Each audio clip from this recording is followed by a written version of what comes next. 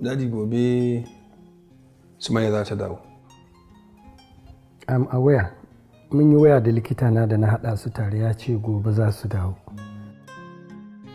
Kuma ya ce ta samu sauƙi sosai. In fact, she has recovered completely. Wallahi haka ma Rukayya ta gaya mu. Yes. Amma dadi ni fa wai shawar da nake ba kada a tsaya ana bata lokaci da ta da kawai a yi wata kawai ko wata ɗaya ne kawai a sa daura mana aure. Wai ita Sumayya ce da kanta ta ce ki faɗa min haka? Ta ce tana so ka tare ta a airport gobe. Kana ɗaya daga cikin mutanen da take son fara gani. Allahu akbar. Yata ta ce tana son ta gani.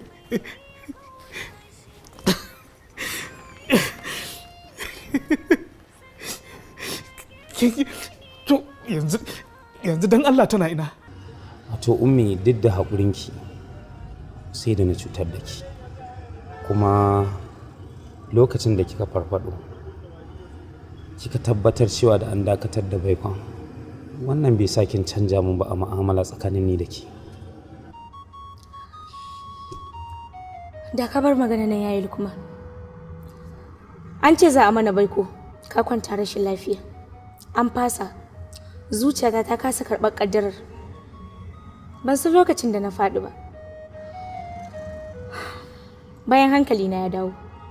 Sai na fuskanci Allah bai rubuta mana ni da kai zamu zama mata da miji ba. Ban san ya rayuwarta za ta kasance ba idan ta dawo. Ko za ta iya cire damuwar rashin Mahmud ta fawwala komai ta bar wa Allah ta yi aurenta.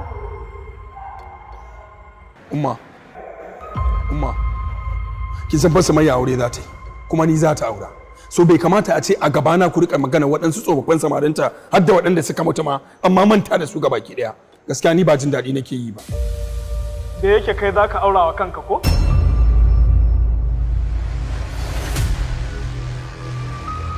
Ni na bari.